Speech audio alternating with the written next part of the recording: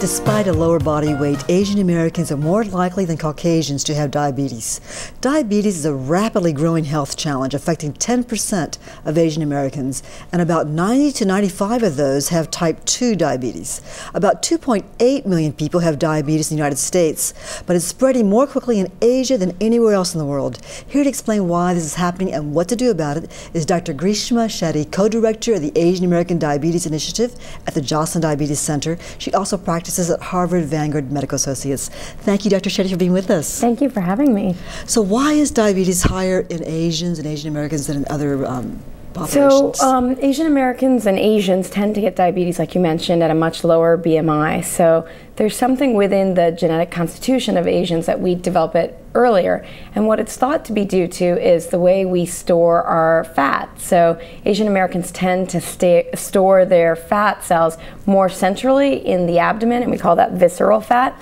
And that fat is actually the fat that's more dangerous. So it's the whole apple versus the pear. So the apple shape where the fat is stored centrally is more dangerous fat. And so we're apples. We tend to be more apples, yes. So Caucasians tend to be more pears?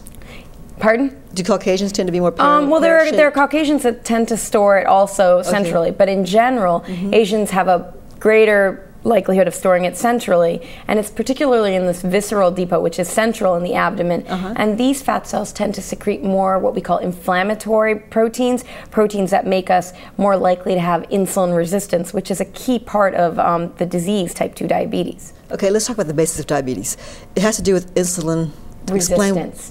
Okay, so what does that mean? Exactly? So insulin resistance is, in type 2 diabetes, your pancreas, which is the organ that produces insulin, which is what gets the blood sugar out of your bloodstream and into the muscle and the tissues where it should be going to give nutrition. Right. But in diabetes, the insulin can't do its job as well. Okay. So because of the insulin resistance. So if you were thinking about it like a doorway that the blood sugar needs to enter the muscles, the insulin resistance is keeping that doorway closed, so the blood sugar is stuck in the bloodstream and not getting to where it needs to go. And when it's stuck in the bloodstream, that's how it causes damage, particularly to your eyes, your nerves, and your kidneys. That's a great explanation. You're very good at this.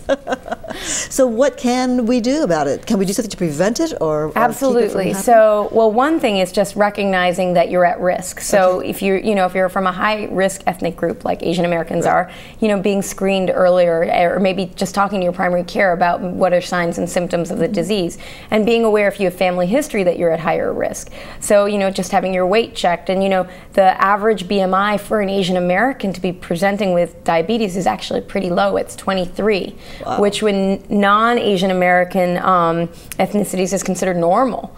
So what should it be for Asian Americans then? If 23 so I mean, ideally for Asian Americans, probably 23 or lower, which is pretty low. And so you looking at an Asian American with a BMI of 23, you may not, the general population may not think that person is at risk for diabetes because they don't look obese. What we classically think of the phenotype of an obese person, they don't really look or appear obese. So just knowing if you have family history and if your BMI is over 23, that it may warrant some testing. And it's easy. You could do a fasting blood sugar test with your primary care doctor. What are some other risk factors for diabetes besides being Asian American or having a higher so sedentary lifestyle, so not exercising regularly can really increase your risk. Having poor dietary habits. What's the bottom line for exercise? What should we be doing every day? So I tell my patients, ideally you want to aim for 40 minutes most days of the week. And a new strategy I've been trying to espouse to working professionals is if you can't get to the gym every day, suppose you can only get to the gym 3 days a week, try to do what I call exercise snacks. I was reading this in a medical update recently, little bursts of exercise throughout your day. And that may actually help you to keep your metabolism revved up and also lower that insulin resistance that I mentioned before. So that insulin resistance is usually due to obesity or lack of exercise or really high fat foods. So when you say 40 minutes a day, 40 minutes of anything, cardio or weights or resistance training, I think both are very good. They both actually improve your insulin resistance. Do you do that every day? I try to do it most days of the week. I don't get it in every day. I'd say on a good week I get 5 days. That's great. But I try to get at least 4. Okay, let's talk about eating.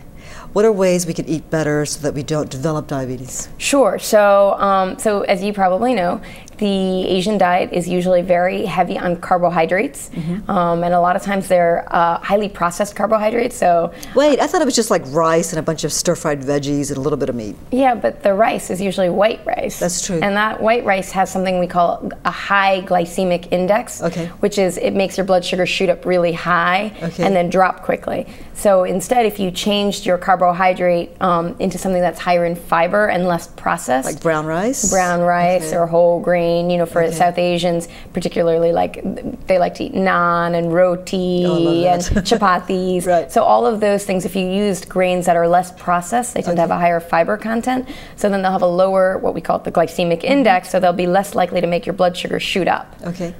So whole wheats, whole foods, whole grains. Less processed. And less processed foods. So I often tell people when you go to the supermarket, you know, trying to pick out things that are on the outer edges. Right. So less processed, not in boxes. Now, you have kids, and I have kids, and we were talking earlier about how difficult it is to get them to eat the good foods. Tell me about your no sugar challenge and what you don't ever have in your household in terms of food. Okay, so... And you have a 9-year... I have a 9-year-old son and a 5-year-old daughter. Okay, so those are the difficult ages in terms of, Mommy, I don't want this. I think it's hard for everybody. So in general, I try to make sure they have, you know, healthy meals. I make sure they have a good breakfast every morning because it's a good start. All the carbohydrates we have at home, I try to make them as less processed and whole grain as I can. You have no juice in your house? No juice, no soda. Nothing? Okay. No, They drink water and milk? Water and milk for the kids. That's it? That's it. That's good. Yeah, it's a challenge. I mean, occasionally when we have birthday parties, we have juice boxes. I mean, but I often, you know, and at no home, chips for their lunch at all? They have... They don't get potato chips in their lunch. The veggies and hummus, yeah. So I try to make it healthy, but you know, I also do give them, we do have dessert, you know, sometimes, and you know, because I do want them to be able to learn how to navigate. And 2 Oreo cookies a week. Not a week, but when I do give them desserts and treats, I try to help them with portion control. Right. Because I think realistically in the real world, when they leave my household, they're going to be out there and they're going to be able to, they're going to have the skills to make good choices. Okay, let me ask you this. If a kid eats a lot of sugar when they're little, does that predispose the kid to developing diabetes as an adult? Well, I think it'll predispose them to gain weight, which is a risk factor for diabetes.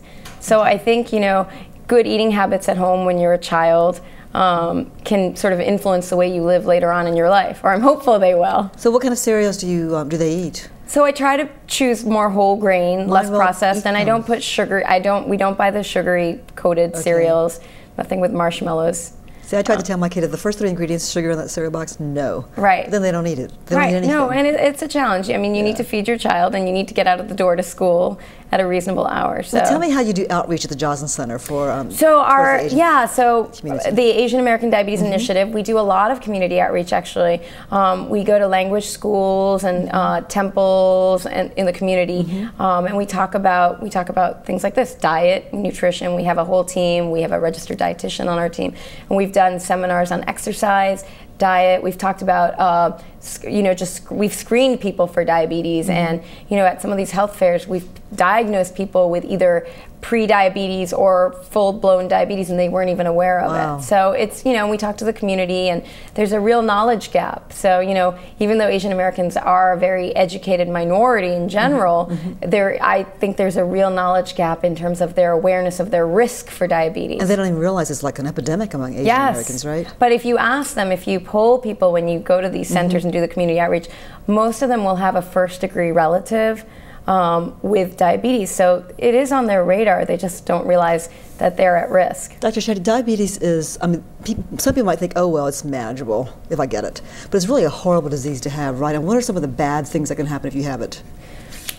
So I think there are a lot of complications with diabetes when it's not controlled and treated well. So, I mentioned the complications of kidney, eye, nerve, but also people with diabetes are at higher risk for other conditions such as heart disease and stroke. So, there's a lot of things that sort of go along with diabetes. You could lose a foot.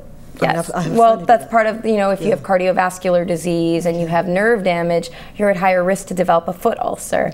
So there's a lot of things, though, you could prevent. So that's the good news. I always like to, tell people, you're at risk, but there's also a lot of good news. So there was a study, the diabetes prevention study, and in that group, exercise and diet, actually in the Asian Americans, there was a subgroup of Asians, they did really well.